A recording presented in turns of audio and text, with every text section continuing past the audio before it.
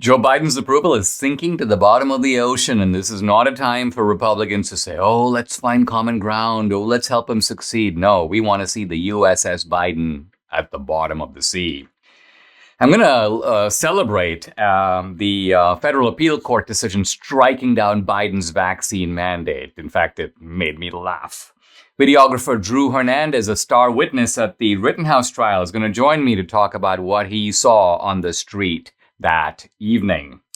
And I conclude my examination of John Calvin, focusing on his controversial doctrine of predestination. This is the Dinesh D'Souza podcast.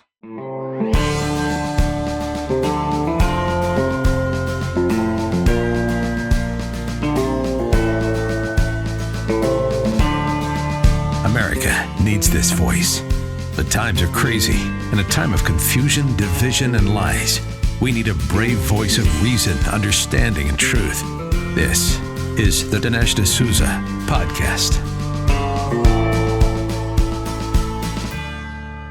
Joe Biden's approval is simply falling to the floor. This is the USS Biden going down like the Titanic, and it's great to watch. Now, of course, there's a certain type of Republican who's uncomfortable when you say things like this. They say, well, he's our president, Dinesh. We've got to try to find common ground. In fact, this has been kind of the mantra of the 19 Republican senators who voted for the infrastructure bill, joined by a bunch of Republicans in the House.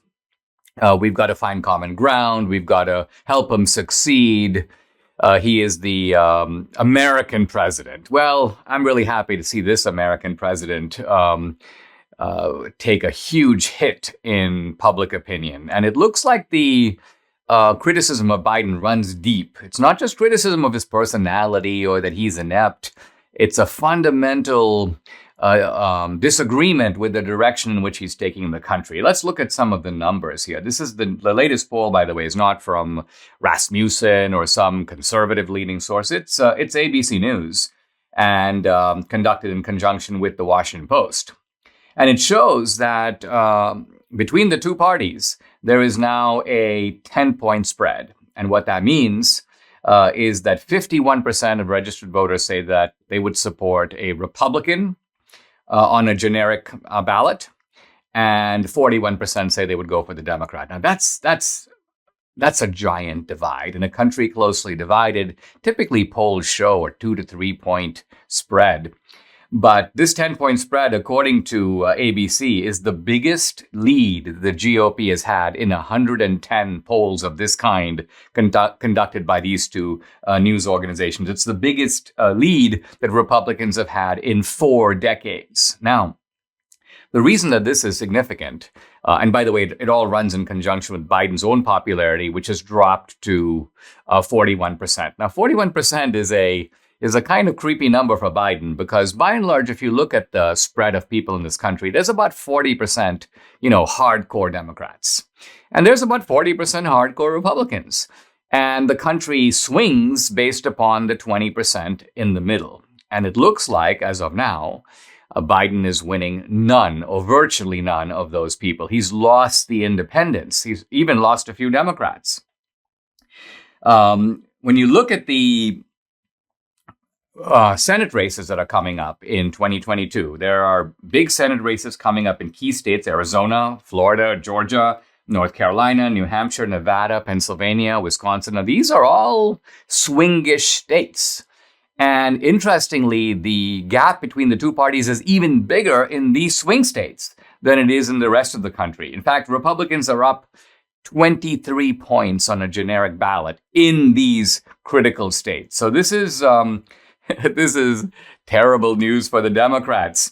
Remember in 2010, just to flash back a decade or so, Republicans were up 6 to 8 points over the Democrats in 2010. This was a kind of, once people really looked at Obama and realized who he was, realized he was not who he said he was, there was a wave of national revulsion that spread across the country, and Republicans won 60 seats in the House and 7 in the Senate. It just swung both houses of Congress into the Republican camp, essentially paralyzed Obama for the rest of his term.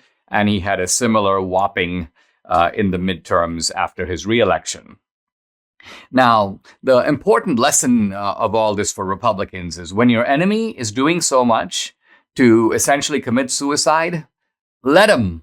Let Biden commit political suicide. These guys are not going to back down. A normal party would say, well, we better trim our sails. We better moderate. Let's forget about this Build Back Better. Let's not waste any more money. No, these guys are not going to do that. Their idea, in fact, is the opposite. Let's quickly get all this done so we can win back our popularity. That's how they think. Well, let him go. Let him push. But block him on everything we can. So don't rescue Biden. That's the message. Don't try to help him. Now, the three issues that are the key to Biden's dropping popularity are, number one, the economy.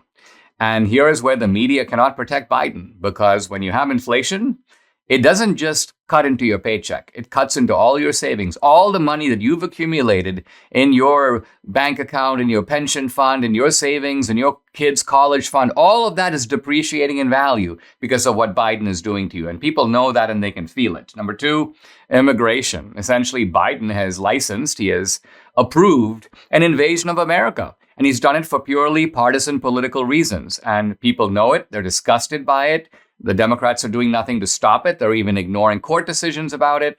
And so this is another primary cause of the dropping popularity ratings. And finally, schools. Racial indoctrination, critical race theory, all kinds of other nonsense going on. And I think the remedy here is for parents. This is a moment of opportunity for conservative parents to run for school board. Let's take over every school board in the country. You want to know what you can do about critical race theory? Well, take over the school board and start firing superintendents and firing teachers. This, by the way, is not cancel culture. This is you have the authority as a school board to set policies for the school district and decide what are the kinds of people you want carrying out your policies. This is like a corporation in which the board of directors decides we don't like the CEO. They're not canceling him. He's an incompetent fool. Let's get rid of him. Well, we have an incompetent fool who's driving our ship of state. There's not much we can do about him right now, but let's mobilize against him, persuading and drawing the country together as much as we can against these Democrats. And let's watch the USS Biden continue to go slowly down, down, down until it is finally at the bottom of the ocean bed. Guys, we all know that MyPillow doesn't have the box stores or the shopping channels that they used to have. They've taken a big hit because they've become part of this cancel culture. And we need to support them because that's the way they can fight back. The good news for you is that MyPillow wants to pass on the savings that were previously sort of taken up by these retail stores directly to you. So you can get the lowest price in the history of MyPillow for the classic standard MyPillow, regularly $69.98, but now $19.98 with promo code Dinesh. These wonderful pillows won't go flat. You can wash and dry them as often as you want. They maintain their shape. They're made in the USA. The queen size pillows, regularly $79.98, now $24.98. The king size, regularly $89.98, now $29.98. This is great. And by the way, MyPillow isn't just pillows. They have over 150 products, everything from sleepwear to robes to my new beds. Think Christmas shopping. Go to mypillow.com or call 1-800-876-0227. Use promo code Dinesh to take advantage of Mike's special offer, not just on the pillows, but also on all the other products. That number again, 800-876-0227, or go to mypillow.com. Make sure to use promo code DINESH Dinesh. The left and the Biden administration are really reeling because a 3-judge panel on the U.S. Court of Appeals for the Fifth Circuit has struck down the Biden vaccine mandate. Now, this is fantastic news. It means that the mandate is essentially dead on arrival even before it goes into effect. And the judges couldn't be more clear. They say that the agency, this is OSHA, the Occupational Safety and Health Administration, may, quote, take no steps to implement or enforce the mandate until further court order. So the Biden administration can now cheerlead and say, oh, companies should do this and we want them to do that, but they can't make them do anything. Now, this will end up going to the Supreme Court, so the court's decision, the appellate court decision, is not the final word on this, but it's very important because it stops this in its tracks. It's a 3-judge panel, Republican appointees, by the way, Kurt Engelhardt, who wrote the main decision, Judge Edith Jones, a Reagan appointee, and Kyle Duncan. And what I want to focus on here is something that the media never focuses on, and that's the reasoning behind the decision. Because normally you get, and I'm reading here the New York Times article, appeals court extends block on Biden's vaccine mandate, and they quote the conclusion of it, but you never get a sense of what the judges actually said, their justification for striking down this mandate. And that's where I think they really came out really strong. So let's talk a little bit about Judge Engelhardt's decision. He begins by saying, we have a mandate that has come out of an executive agency, an administrative agency called OSHA. And he says, first of all, let's pay attention to the fact that OSHA is really a workplace safety organization, and they deal with workplace hazards, things like, poisonous chemicals at the workplace or asbestos. And so they're supposed to create a safe working environment. He goes, they're not supposed to deal with hazards that affect the whole country, if not the whole world. OSHA can't step in and say, well, listen, you know what, we're very worried about the rising oceans, and so we're going to make everybody in the workplace do this. So we're very worried about a global pandemic that started in China, and so we're going to mandate that everyone in the country do that. Let's remember that the Biden mandate doesn't just apply to government. It applies to private organizations in the private sector, organizations with 100 employees or more. Now, OSHA, of course, recognizes that that's their normal function. But what the Biden lawyers argue is that this is an emergency. This is the key to the whole thing. They're dealing with an emergency. Innumerable lives are at stake. In fact, I'm now going to quote from the Biden administration's brief. They say that keeping the mandate from getting into effect, quote, would likely cost dozens or even hundreds of lives per day, in addition to large numbers of hospitalization, other serious effects, and tremendous costs. Now, it is this emergency reasoning that the court basically dissects, I think, with beautiful efficiency. The first thing that Judge Engelhardt points out is he says, wait a minute. He goes, if it's really an emergency, why does your mandate only apply to companies with 100 employees or more? He goes, are only large companies under this emergency? What about a company that has 97 employees? Why is it that they're not facing this emergency if you say it's an emergency? Well, OSHA comes back and says, well, listen, the reason we chose 100 employees is it's easier to administer. Well, so Judge goes, easier to administer? Wait a minute. Either it's an emergency or it's not an emergency. Administrative convenience is not exactly the deciding factor here.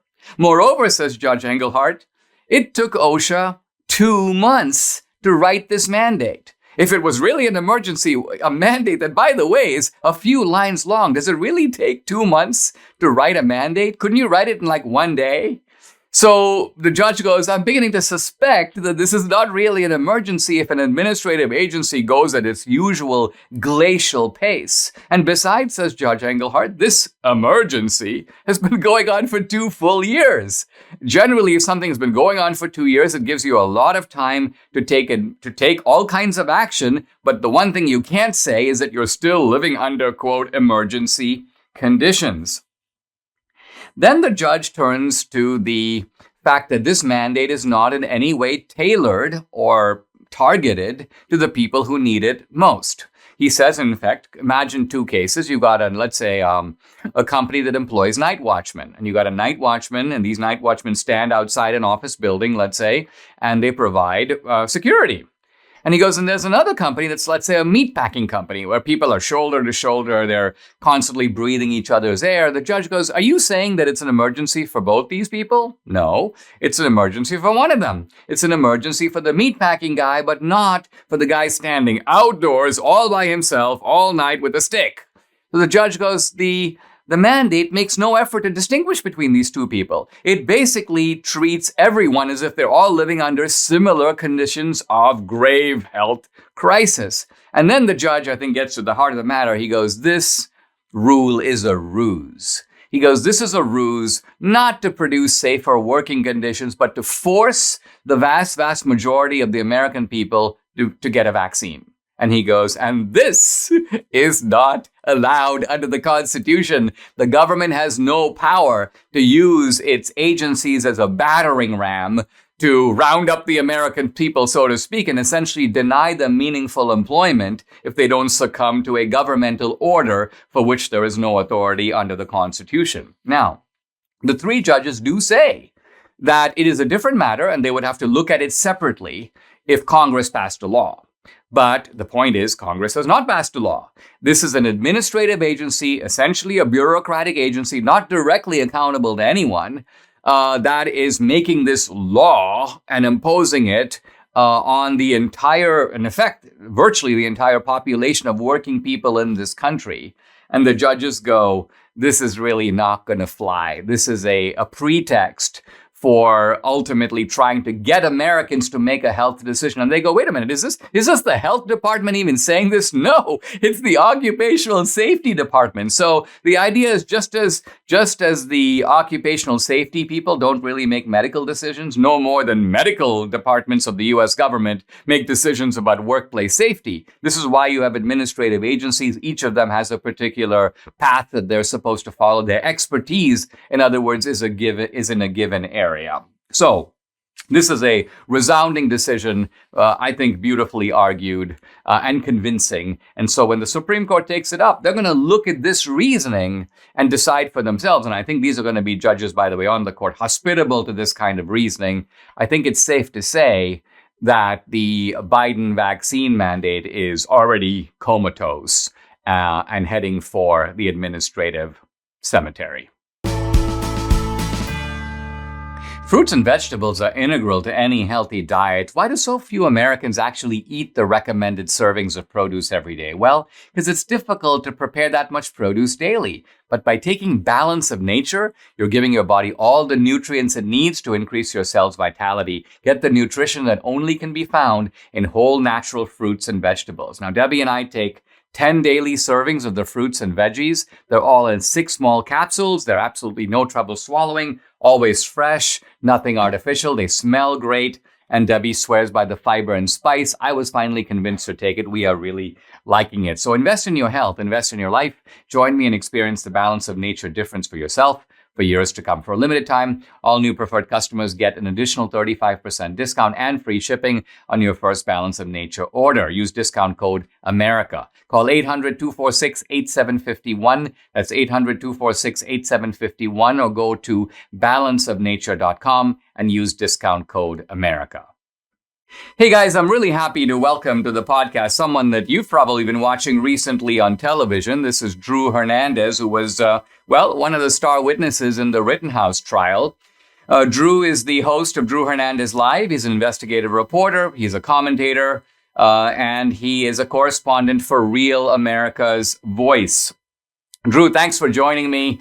You know, I got to start by congratulating you, not just for your calm, matter-of-fact presentation at the trial, your incredible ability to withstand cross-examination and the way you handle yourself. But I want to make the broader point that I think that it's the video evidence that's so critical in a trial like this, because you keep hearing things about this and about that.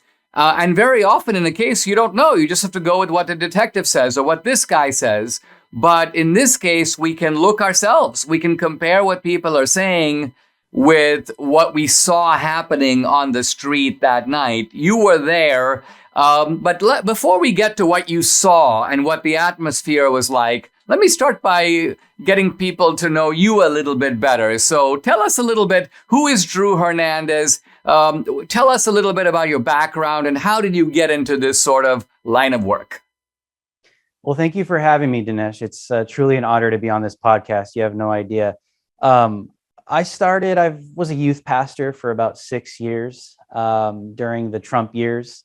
That's kind of when I was doing my work in Southern California as a youth pastor, just dealing with the youth and pouring into the youth from a biblical standpoint in that kind of work. But after the election, God started really moving in my heart. I saw that our country was on the verge of literally falling off a cliff. And by the way, shout out to you. Hillary's America changed my life. When I watched that, it really did kind of open up my eyes to a lot and the direction Hillary Clinton was going alongside with the WikiLeaks. So it just kind of really I knew that I always had very strong opinions from a biblical worldview, but I never really engaged the world of politics like I really wanted to with absolute truth.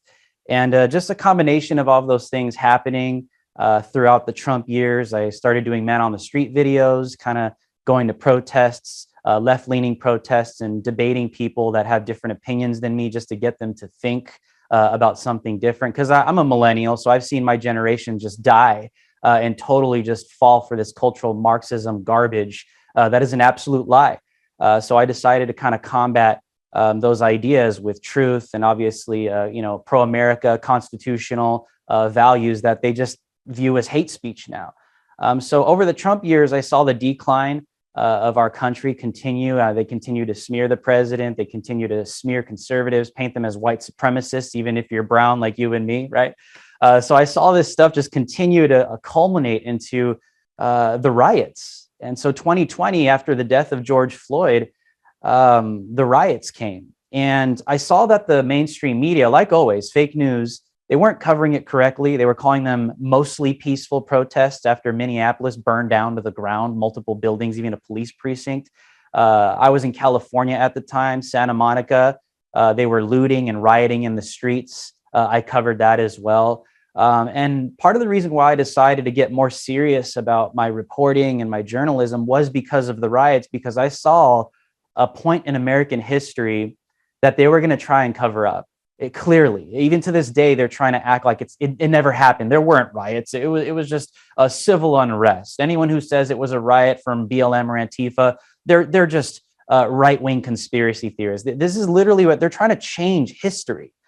So part of my concern was, at the time, a citizen journalist, because I was 100% independent. I wanted to make sure that I was documenting this stuff, whether it was in Portland, whether it was in Seattle, whether it was in Los Angeles, in New York. I saw that the mainstream media was going to try and cover up something so serious in American history. So that's kind of what, in a nutshell, caused me to engage the world of politics and journalism. So what you're saying, Drew, is that in a sense you pivoted based upon almost a feeling that God was calling you to record this historic moment we were going through. And initially you would be like man of the street, sort of engaging these guys. But as this escalated, you saw the need to document it so that there's a visual record. Did you realize the power of the new media and the idea that, hey, listen, if I'm on the scene and I make videos, it's hard to argue with the video, because the video, it's sort of like, who are you going to believe, the media or your lying eyes, right? And so when did you make the decision to go to Kenosha? Wow, this is a pretty crazy story. So I was already in Chicago covering a Black Lives Matter protest. It was a protest. It was at a high school, and we were covering it for that weekend. And it was a Sunday night when we were done. I was in my hotel, and Jacob Blake got shot in Wisconsin. And I saw it on Twitter. And I was about to leave on a flight the next morning. This was my final night in Chicago. And I saw that Jacob Blake was shot. And I immediately saw on Twitter reports of police officers having bricks thrown at their head, knocked unconscious on the floor. And I made the decision to take an Uber from Chicago all the way to Kenosha. It was like a $300 Uber, but it was probably the best decision of my life because this report changed my entire life. And it was during the lockdowns, Dinesh. It was at 11 p.m. at night. Uber was really not responding during this time, especially in Chicago. For me, the Lord directs your steps. I didn't plan this. I have no idea how it happened, like literally in sync. So I took an Uber at 11 p.m. tonight from Chicago. It was like maybe like a 2-hour Uber, somewhere around there, all the way to Kenosha. And right when I showed up, they already had on fire. Garbage trucks were ablaze. There were already so-called protesters. They were rioters. The rioters are the ones who showed up with long arm rifles, and they were pointing them at armored police squad cars. And this is all documented on film. So if anyone wants to fact check me, go to my Twitter, Drew H Live. It's literally all there. It was worldwide viral. So this is everything that took place when I showed up to Kenosha. And they were already committing mass vandalism, looting, arson. They burnt down a car dealership. They broke into a library, all the community buildings, everything that had nothing to do with Jacob Blake. A bunch of retail stores in the little town of Kenosha, they looted and vandalized. Had nothing to do with Jacob Blake's shooting. They just decided to go and riot and commit arson and vandalism. And I was there to document it by God's grace.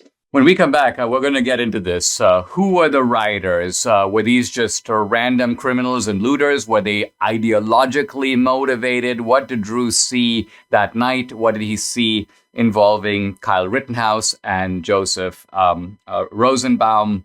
We'll be right back. Who likes aches and pains? They really ruin your day, but they come to all of us eventually, whether from the normal wear and tear of time or from injury. But now there's a 100% drug-free solution. It's called Relief Factor. Relief Factor supports your body's fight against inflammation that's the source of aches and pains. Now, the vast majority of people who try Relief Factor order more. Why? Because it works for them. Debbie's been suffering with frozen shoulder for a couple of years, so she decided, let me give Relief Factor a try. She found it works amazingly well. Her pain went away, and she knows if she doesn't take it regularly, the pain comes right back. So she's made a vow never to be without it again. Being able to lift her arm and exercise is super important to her, and Relief Factor is the tool she needs, and she's glad she's got it. You too can benefit. Try it. You'll see. Order the 3-week quick start for the discounted price of just $19.95. Go to relieffactor.com or call 833-690-7246 to find out more about this offer. That number again, 833-690-7246, or go to relieffactor.com. Feel the difference. I'm back with journalist and commentator Drew Hernandez, star witness at the Rittenhouse trial. We're talking about Kenosha on that fateful night. Drew, you show up, you see this rioting in full gear. Now, I think this is actually critical and was critically important in your testimony, because the key issue for Kyle Rittenhouse is simply this. Did he have in his mind a rational fear that he was in real danger? And I think what you're saying, and what helped to corroborate his testimony, is you're saying there was real danger on the street that night. You saw it, you felt it. Talk about the mood on the street that very night. It was multiple nights, Dinesh. I was there on night 1. And then on night 2, that's when I came back to Chicago, did a Tucker hit, and then I came back night 3. It was 3 consecutive nights of violent rioting, arson, vandalism, and looting across this whole little town of Kenosha. Listen, Dinesh, to the point where some of the residents were boarding up their windows and they were writing on the boards, "Children live here." I was just in Kenosha a couple days ago to testify, obviously, Dinesh, and they're still boarding up their windows, even senior citizen homes, writing, "Senior citizens live here," or "Old people live here." There was an obvious threat to the community. People were fearing for their lives because the police were not responding appropriately. I could understand maybe on night 1, they weren't prepared. I don't think anybody's prepared for a violent riot. But night 2, it was still going on, and it was completely unacceptable. And it wasn't until night 3 did they start dispersing more tear gas and rubber bullets and pushing the riots back. And that's when Kyle Rittenhouse showed up. The rioters are the ones who showed up with long gun rifles to begin with, and they were committing arson, vandalism, looting. The mood of the night was violence, criminal, and mob mentality. Clearly. Now, Drew, you know, one of the points that people make about Kyle Rittenhouse from the left is that he came to Kenosha looking for trouble. And what I find interesting is that they never point out that the rioters came to Kenosha looking for trouble. Talk a little bit about Rosenbaum and what you observed, and the ways in which here's a guy who was looking for a fight. Absolutely. Every time I saw Joseph Rosenbaum, and let me remind your viewers, this is not my opinion. I am an eyewitness, but like we began this show, I have full body cam footage to corroborate everything I'm saying. And it was played in the trial, and it's in the hands of the jury. Just want to put that out there. Every time I encountered Rosenbaum, extremely violent. He was attempting to push a burning garbage dumpster into police squad vehicles across the street, clearly. And then when an individual put that out with a fire extinguisher, he immediately got triggered and attempted to spark some kind of physical confrontation with people with long arm rifles in a gas station. You could see that on video very clearly, to the point where he's requesting to be shot, literally, while using the N-word. And once he retreated from the gas station, he went back to the street, then covered his face, went to go light another trash can, And 2 minutes and 5 seconds go by between he's committing arson and he's charging Kyle Rittenhouse at the third car source from behind. And it's all history from there. Joseph Rosenbaum is not a victim. Okay. We all know his criminal past. He was a convicted pedophile. He raped little boys. But on the night of this incident, he was in a very violent state of mind, committing arson, and he was requesting to be shot, attempting to spark physical confrontation. And then he charged a minor from behind and then reached for his weapon, lunged at him. Behind him, Kyle turns around, says, F you, and that's when Kyle fires. So Joseph Rosenbaum is not a victim. He's not someone that is this, sweet little saint that was just there to protest for Black people. No, that guy was there with a violent mentality. And it's very clear because actions speak way louder than words. I want to talk a little bit about the role of the media, because I went back and read some of the New York Times's sort of detailed coverage about what happened. And you got the impression, reading that, you would never know that there was a gang of these thugs chasing Rittenhouse. You almost got the idea that Rittenhouse was chasing them. And the reason that you know that this message went out to the left is that when Anna Kasparian, who's with the Young Turks, she made a video and she goes, when I saw the trial, I was kind of shocked because it was completely different than everything I had read about the case. I was learning things about it that directly contradicted essentially what she had been told in the mainstream media. So I want to get your thoughts about, here you are and you've got these reporters. It's not like they're not there. Are they just maliciously and deliberately lying? And are they doing that for ideological reasons? I would have to say yes. I mean, this goes all the way up to the presidential campaign. President Joe Biden's campaign literally used an image of Kyle Rittenhouse to accuse then President Trump of not dealing with white supremacy. That this is how far the propaganda really goes, and the mainstream media just goes alongside with it. It's funny, Dinesh, because the prosecutor immediately tried to attack me and my credibility by trying to prove that I'm biased. Now, the reason why he did that was because I am an eyewitness. I submitted about 100 videos of body cam footage of corroborating what I am testifying under oath. And it's for this very reason. They're the ones who are biased. They're the ones who want to put a political spin on this. Because when someone like me comes around that not only saw this, but has body cam footage that is impossible to be biased, it just speaks for itself. Their only weapon against me is to slander me, to discredit me, and try and spin their bias upon me or whatever it is that I claim to be saying. And I think that just speaks for itself, Dinesh. And that's what I was trying to show the jury as I was testifying is you guys can see this for yourself. I don't even need to be here to talk about it. I submitted all the footage to the defense and the prosecution to the state. You guys can watch this all for yourself. And you guys are smart enough to make a decision. And that's what the mainstream media doesn't do for the American people. They think they know better for you and they know better than you. And they think they can think for you by just spewing propaganda down your mouth on a daily basis. I mean, my favorite moment was when the prosecutor said to you something to the effect of, well, you seem to be biased against the rioters, as if to say that this was a shocking position for you to take, that you've got something against riots and you calmly pointed out, guys, this is what they were doing on the video. Absolutely. It's like, I didn't come there to argue with him. I was compliant with the defense and the prosecution, but he came after me because he knew that I was a very credible witness. And that was the only thing he could do. He couldn't argue with the footage. Every time he tried, it didn't go well for him. So all he could do is try and say that I'm biased in this and that. But my only bias in the context, because in the media, everyone's like, Drew, you're obviously biased. What do you mean you're not biased? I'm open about my bias, but in the context of testifying under oath with what happened the night Kyle Rittenhouse shot Joseph Rosenbaum and what I saw, no, my bias was the truth and the body cam footage that I have as evidence that was submitted to the state. That was my bias in the context of testifying under oath. Do you think, Drew, if Kyle Rittenhouse gets off, which I hope he does, that the media will learn a lesson from this? Or do you think that they will just come right back, and even though you got a white guy who shot 3 other white guys, they'll be, this is a triumph of white supremacy. In other words, they will still protect the lying narrative, even though it's been put up for judgment. You've had a jury weighing in on it. it'll make absolutely no difference. What's your prediction, not about the outcome of the case, but about the outcome of the ideological narrative in the aftermath of the case?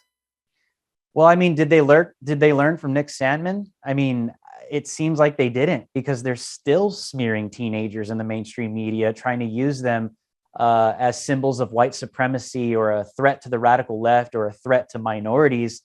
I think we'll have to see what they do. I mean, obviously, it would be wise for them to make a lot of retractions, because they have totally blew it. I mean, to the point where you have Black people on Twitter that are coming out and saying, yeah, I had no idea that Kyle Rittenhouse didn't shoot any people of color. That's like going viral on Twitter right now. That's how strong the propaganda is right now. So I think what we have to pay attention to is, if Kyle does walk, let's see how he responds to all the defamation that he's received in the mainstream media. I think that will show how they'll respond to that. Drew, you're a very brave man. Keep doing the great work you're doing. I'd love to have you back sometime soon. And thanks for joining me on the podcast. Absolutely, sir. Thank you. Here's some monumental news. Inflation is now over 6%. Wow. It was recently announced that Social Security benefits are going up by 5.9% in January, the highest increase in 40 years. So this is the government basically admitting inflation is out of control. And yet, the left and the Democrats are still pushing through trillions more in spending. So what are you doing to protect your savings from inflation? I protect mine with gold and silver from Birch Gold Group. And Birch Gold can help you convert an IRA or eligible 401k into an IRA backed by precious metals. And here's an added incentive to do it this month. When you text Dinesh to 484848 and purchase precious metals with Birch Gold by December 23rd, you'll get free silver for every $5,000 you invest. Birch Gold has an A+ rating with the Better Business Bureau, thousands of happy customers. So go ahead, text Dinesh to 484848 and get free silver for every $5,000 you invest. The offer ends December 23rd. Once again, text Dinesh to 484848 and protect your savings today. I want to talk about the so-called Biden Negro controversy. Now, here's an interesting headline in Mediaite, left-wing source. Quote, this is the headline: "No, Joe Biden did not refer to Satchel Paige as a, quote, Negro during Veterans Day speech." So this is a fact check that is informing the American people that Biden didn't use this term. Well, let's roll the videotape and see if he did or not. Listen. I've adopted the attitude of the great Negro at the time. Well, you decide. Did he say it or did he not say it? Now, Biden goes on in the same sentence to refer to Page as, quote, the pitcher in the, quote, Negro leagues. So the point of the fact check was that Biden didn't mean to say Negro. He actually meant to use the term Negro League, but he sort of misspoke. But notice how the press here covers for Biden. Imagine if Trump had said exactly what Biden said, they'd be all over him. They'd be like, see, he's a white supremacist, he's a racist. Now, if this were an isolated case involving Biden, I would sort of leave it at that myself. But there's a pattern with this guy. There's a pattern with Biden. Isn't this the same guy who said that if you don't vote for him, you ain't black? I mean, that's Biden. Isn't this the same guy who said very creepy things about corn pop and about very derogatory things that Biden said before? Isn't this the same Biden who talked about predators and super predators and the fact that he wouldn't want his wife or his daughter or his children walking about with these kinds of monsters on the street? This is the same Biden. This is the same Biden who was pals with segregationists. This is the same Biden who tried to block integration when it came to Delaware in the aftermath of the civil rights movement. This is the Biden who's when he was talking about working with all kinds of people, showing that he was capable of making deals with all kinds of people. The example he gives are the Democratic segregationists in his own party. And Biden's point is, yeah, these were my mentors, people like Robert Byrd. He got along with them. He worked with them. He cut deals with them. I'm not saying he was one of them, but what I'm saying is he was allied with them. And he took it as a point of pride that he was able to find common ground with them on a number of issues. So, and then this is the same guy with these racist roots who goes around calling Republicans racist. In other words, he's calling the very party that fought the racism of the Democratic Party racist. This is Biden who calls Kyle Rittenhouse a white supremacist. This is Biden who attacks GOP election integrity laws that basically set voting hours, that allow early voting, but that simply regulate the way that mailboxes are supervised, require you to produce an ID when you vote. He goes, this is the new Jim Crow. So here you've got a guy, as I say, who has been immersed in the Democratic tradition of insensitivity and bigotry, pretending to be the guy who's fighting bigotry. And he even goes back and tries to sanitize his own career. Oh, I was a champion of the civil rights movement. Not true. I marched for civil rights. Not true. So here you've got Biden, a kind of, and this is again, not just something that Biden said now one time and we could leave it to a slip. Rather, it is a guy who is bigoted, I think, to the core. Somebody who comes out of the same party that produced such bigots as Woodrow Wilson, Franklin Roosevelt, LBJ. Biden is in that Democratic tradition. There's a line of continuity between him and the old Democratic races. And this is something that we should not allow him to get away from. Want to do something really smart this month? I'm going to give you a deal to cut your cell phone bill in half. It's called Pure Talk. Now, Pure Talk gives you killer 5G coverage on one of the largest 5G networks in the country and still saves the average family over $800 a year. I made the switch. The coverage is great. The US-based customer service actually cares about you, and Pure Talk's prices are pretty much wholesale. Unlimited talk, text, and 6 gigs of data for just $30 a month. Keep your number, keep your phone, or this month get Black Friday specials on new phones like the iPhone 12 that I got for just $479. They have a 30-day risk-free guarantee, so you literally have nothing to lose. Go to puretalk.com and shop for the plan and phone that's right for you. Then enter promo code SAVEHALF, and you'll save 50% off your first month and also save on a new phone. That's puretalk.com, promo code SAVEHALF. Pure Talk is simply smarter wireless. Some restrictions apply. See site for details. Some years ago, I watched an interview on television with a Japanese kamikaze pilot who survived the war. He did, in fact, fly his kamikaze mission. And the war ended. He was a young man then, and he lived to be a very old man. He was being interviewed toward the end of his life about how relieved he must have felt that the war came to an end and he didn't have to fly his kamikaze mission. And when the interviewer said this, the man replied in a very strange way. He said, relieved. He said, on the contrary, it was the greatest dishonor of my life. And it then hit me that here's a guy who actually felt bad that he wasn't able to die as a martyr, that he wasn't able to fly his plane into an Allied ship. Now, all of this came flashing back to my mind following a controversy involving Nikole Hannah-Jones of the 1619 Project. She's talking about the fact that she felt so bad when she went to the Hiroshima Museum at the U.S. dropping the bomb on Hiroshima. And I've mentioned that before in the podcast, but I didn't discuss the actual controversy itself. I simply discussed the fact that Nikole Hannah-Jones is playing with the politics of shame, which is an important strategy of the critical race theory movement, to manipulate shame and to cultivate, you may say, bogus shame, and to pretend on the parts of these people that they feel shame when they really don't. But some people, on social media, challenged Nikole Hannah-Jones and said, well, it's very easy to say with the benefit of hindsight, someone who has actually never served in war, very easy for you to say that dropping the bomb was such a bad idea because dropping the bomb prevented the U.S. invasion of Japan. To which Nikole Hannah-Jones replies this, quote, "You're the one who poorly understands history. They dropped the bomb when they knew surrender was coming because they'd spent all this money developing and to prove it was worth it. Propaganda is not history, my friend." So here's what Nikole Hannah-Jones is saying. Number one, the U.S. knew beforehand that the Japanese were about to surrender, but dropped the bomb on them anyway. The motive for dropping the bomb is we spent money to build the bomb and we kind of wanted to, show that money was worth it. So that's why we dropped it. It was a purely, deeply cynical and morally horrific, if true.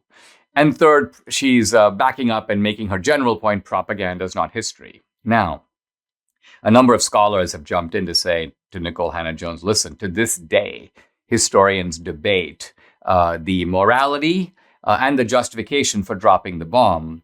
And I want to turn to someone who was, you may say, directly involved. This is the writer Paul Fussell in an important book, an essay called Thank God for the Atom Bomb. And Paul Fussell says, first of all, that no one knew that surrender was coming. He goes, the Japanese were not about to surrender. In fact, he says that the Japanese had gotten ready 10,000 kamikaze planes and were talking about arming every Japanese citizen, including arming children and grandmothers with like spears and pikes to fight the Americans when they showed up in Japan.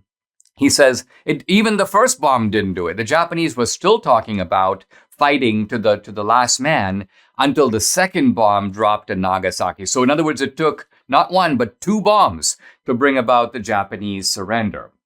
Moreover, Paul Fussell says that this idea of the U.S. invasion of Japan wasn't some kind of a theoretical idea like we might ultimately have to invade Japan. He says the U.S. was on the verge of invading Japan. He says the U.S. had planned the invasion. The invasion was imminent. It was an infantry assault on the island of Kyushu. 13 divisions were going to land there in November of 1945. And then Honshu, 16 divisions were scheduled for March of 1946. The U.S. had planned for a full 1 year of fighting on the Japanese mainland itself. And the estimated number of casualties expected, 1 million casualties. Now, the United States in July of 1945, in preparation for the invasion, had moved the battleships Iowa, the Missouri, the Wisconsin, and the King George V up and down the Japanese coast and had already begun the shelling of Japan in preparation for the invasion. And finally, this crusher, he says, the invasion was definitely on. This is Paul Fussell writing, as I know, because I was going to be in it. He goes, my division was to take place in the invasion of Honshu. I was a 21-year-old second lieutenant of infantry leading a rifle platoon. And then he says when the news came that the atomic bombs had dropped, he goes, despite the practiced tough facades, he's talking about the soldiers and himself, he goes, we broke down and cried with relief and joy. The killing was going to be over. We were going to grow to adulthood after all. So Paul Fussell's point is from the point of view of someone whose own life was at stake. Thank God for the atom bomb. In fact, he concludes his essay by saying, experience tells us that the pity is not that we used the bomb to end the Japanese war, but that we didn't have it to end the German war. He goes, think about it. What if we were able to drop a bomb on the Nazi leadership? Quote, much of the Nazi hierarchy could have been pulverized immediately, and the lives of millions of Jews, Poles, Slavs, and Gypsies, not to mention the lives and limbs of millions of Allied and German soldiers, could have been saved. This is something that is utterly outside the reach of Nikole Hannah-Jones. In her case, it's a combination of malice and stupidity. And the great irony is that you've got someone who's a journalist who doesn't even have any feel for war, doesn't even know the history surrounding this debate, pontificating and making the point that, quote, propaganda is not history, even though she herself is peddling straight out propaganda.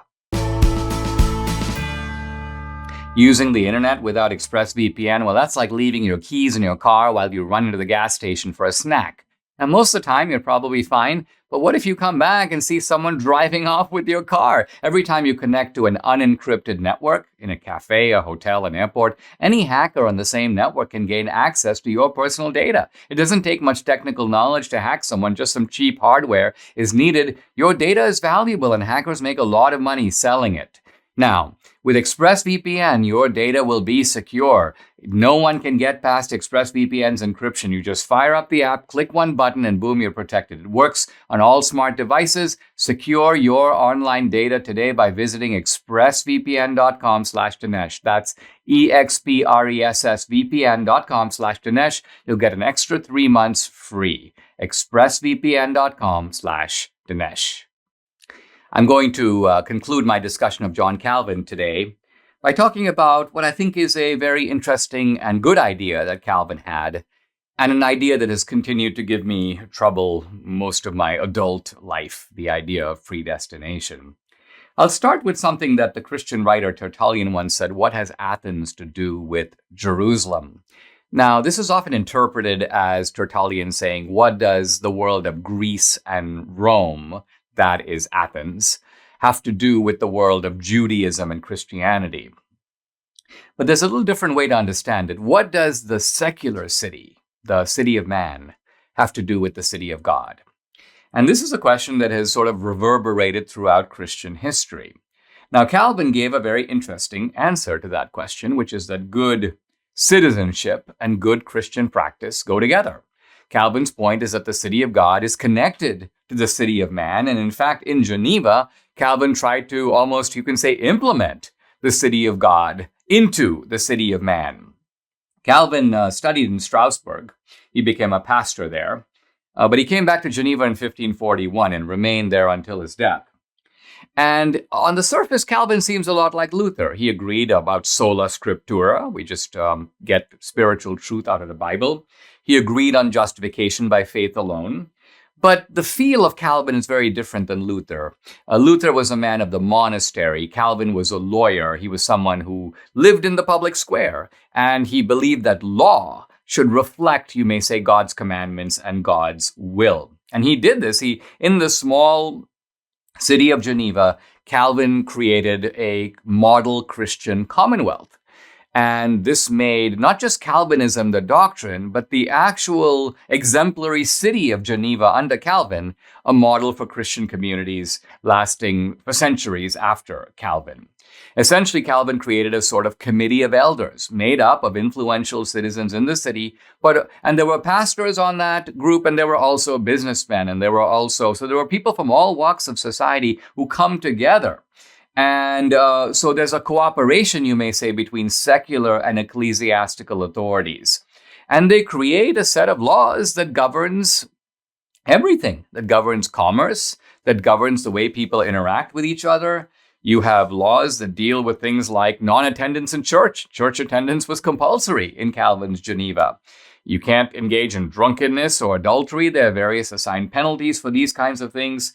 So Calvin is very clear that he wants us to live in a city here and now that at least resembles to some degree the city that God has created in the next world.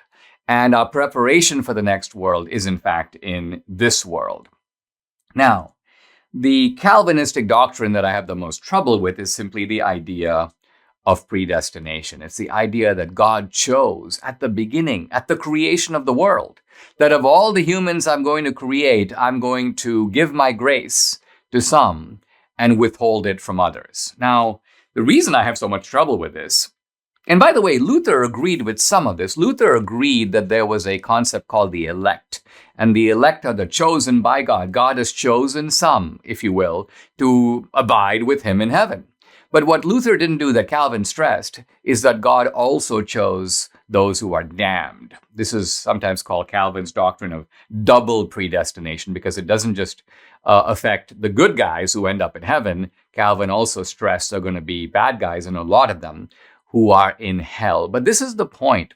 How do they end up, and why do they end up in hell? Well, the Bible makes it really clear that Jesus died for everybody. So clearly, Jesus's death and his salvific grace, in that sense, extend to everyone. But the rub for Calvin was this: even though Jesus is offering salvation to everyone, some people won't take it. They won't accept it. And Calvin's point is, why won't they accept it? And that's because you need grace to accept grace. And Calvin's point is that God has withheld his grace from certain humans, in fact, from a lot of them, so that they are, in that sense, unable to say yes to God's free gift of salvation. They haven't gotten the grace to accept grace. Now, I think the problem with this for me is simply this. It is not a problem about the justice of God, because God is God. God doesn't have any obligation to save anyone. God has the right to say, I have favorites, and I choose Dinesh, but I don't choose Debbie. No. Or the other way around. God has the right to make his own choices. And someone who is not chosen by God for special benefits that only God can give doesn't really have a reason to complain against God, because it is God's to give. So the problem is not with the justice of God, but the problem is this. If that is true, that God is at the beginning of the world choosing the elect and choosing the damned, then you can't really blame the damned, can you? You can't say, hey guy, you lived a horrible life, because people who live a horrible life can end up in heaven. All they have to do is reach out their hand and accept God's grace. And so if they tried to do that, but God, in a sense, never gave them the grace to accept grace, then you might say that the responsibility for them being in hell lies not with them, but with God. It becomes, in a sense, an indictment of God. And for these reasons, I don't think at the end that I realize that there are people even today who accept the Calvinistic doctrine of predestination, but I've tried to outline what I think is the most serious problem with it. It's difficult to blame people who end up in hell for being in hell if the reason that they are in hell is not due to their own free choice, but due to God's prior election. Subscribe to the Dinesh D'Souza podcast on Apple, Google, and Spotify, or watch on Rumble, YouTube, and SalemNow.com.